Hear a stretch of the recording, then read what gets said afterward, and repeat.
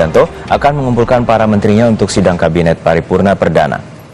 Usai melantik pejabat pemerintahan, Presiden Prabowo akan memimpin sidang kabinet paripurna menurut rencana digelar pada Rabu sore. Sidang kabinet paripurna perdana bakal dihadiri oleh semua pejabat yang telah dilantik. Para menteri akan menerima arahan dari Presiden Prabowo Subianto.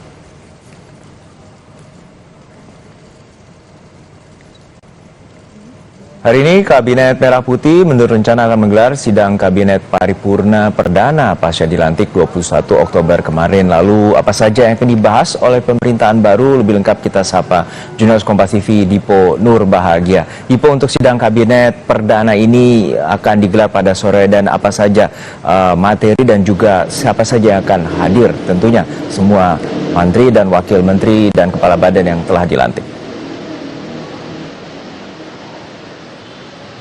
Ya, yang pertama ingin kami konfirmasi adalah betul bahwa pada hari ini akan digelar sidang Kabinet Paripurna Perdana yang artinya akan melibatkan sejumlah ataupun seluruh jajaran di Kabinet Merah Putih, dan tentu sidang kabinet ini akan dipimpin secara langsung oleh Presiden Prabowo Subianto dan juga didampingi oleh Wakil Presiden Gibran Rakabuming Raka. Meskipun belum ada agenda resmi sebenarnya yang kemudian disampaikan oleh pihak dari Sekretariat Presiden, tetapi informasi yang kemudian wartawan terima di istana adalah nanti sidang akan digelar pada pukul 15.00 waktu Indonesia Barat. Nah, sebelum berbicara terkait dengan substansi, Juno, kami ingin mencoba mendeskripsikan terlebih dahulu bahwa sidang Kabinet Paripurna ini sejatinya tentu akan diikuti oleh seluruh jajaran kabinet. Nah, tetapi tentu ini akan menarik karena sidang Kabinet Paripurna nanti akan digelar di kantor Presiden, tepatnya di lantai 2. Nah, ini juga teknisnya lumayan menarik karena seperti yang kita ketahui bahwa setelah Prabowo Subianto mengumumkan jajarannya, kemudian melantik jajarannya,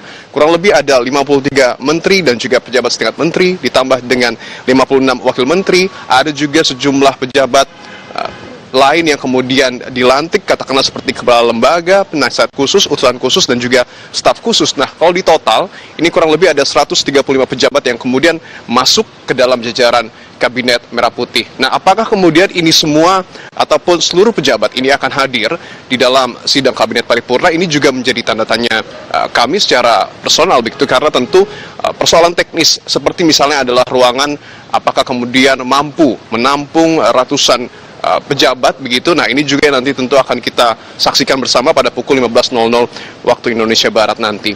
Nah, terkait dengan substansi, tadi juga teman-teman wartawan mencoba kemudian menggali apa sebenarnya tema yang kemudian akan dibahas oleh Presiden Prabowo Subianto, tetapi memang nampaknya kita harus menantikan terlebih dahulu karena tema tersebut baru dapat diketahui setelah Prabowo nantinya tentu membuka sidang Kabinet Paripurna Perdana. Tetapi tentu kita tidak bisa melepaskan sidang Kabinet Paripurna ini dengan asta cita Prabowo Gibran yang kemudian juga sebelumnya sudah disampaikan bahkan pada saat masa kampanye Pilpres 2024.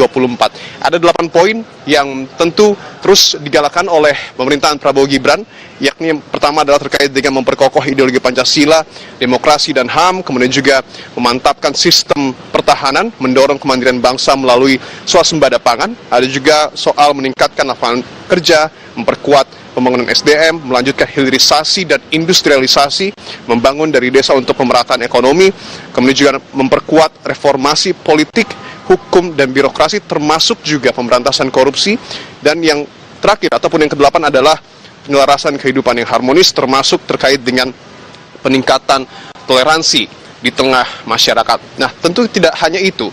Kita juga bisa mengkerucutkan kembali, lebih spesifik, ini kalau kita melihat dan juga menyimak apa yang kemudian sebelumnya sudah disampaikan oleh Presiden Prabowo Subianto pada saat dirinya baru saja mengucap sumpah jabatan sebagai Presiden di gedung parlemen beberapa waktu yang lalu.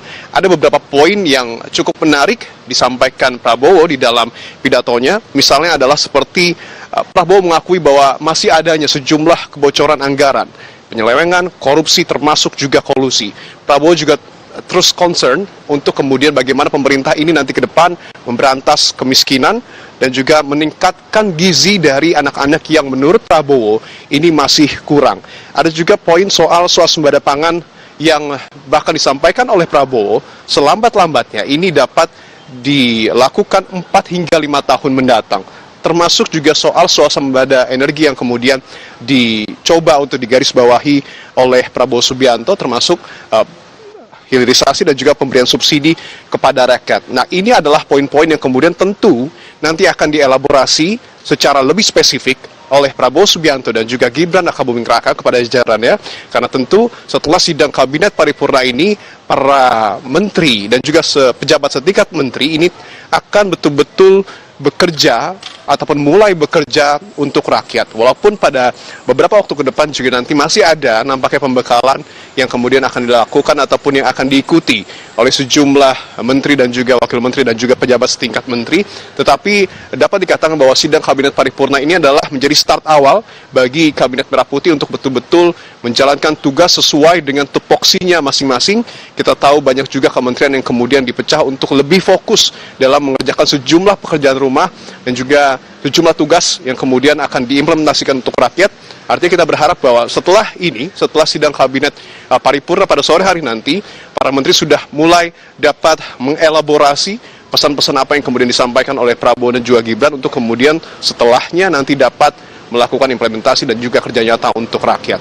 Juno. Ya Dipo, tentu tadi seperti yang Anda gambarkan itu merupakan target 100 hari kerja di Kabinet Merah Putih. Lalu seperti apa juga nantinya penataan terkait dengan struktur kementerian yang sepertinya akan diberikan arahan juga oleh Prabowo Subianto?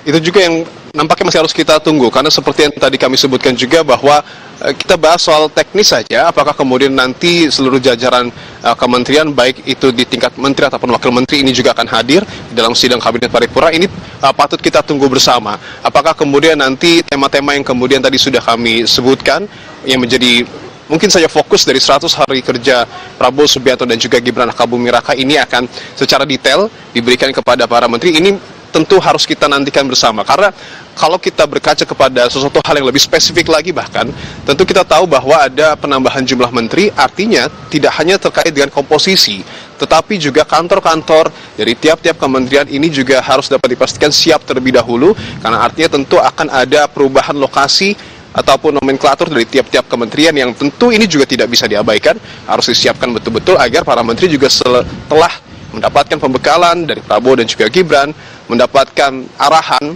tetapi mereka juga dipastikan dapat bekerja di tempat yang memang sudah disediakan oleh pemerintah untuk kemudian betul-betul dapat secara efektif dan juga efisien bekerja tentunya demi rakyat. Juno. Terima kasih atas laporan lengkap Anda, jurnalis Kompas TV dari Istana Kepresidenan.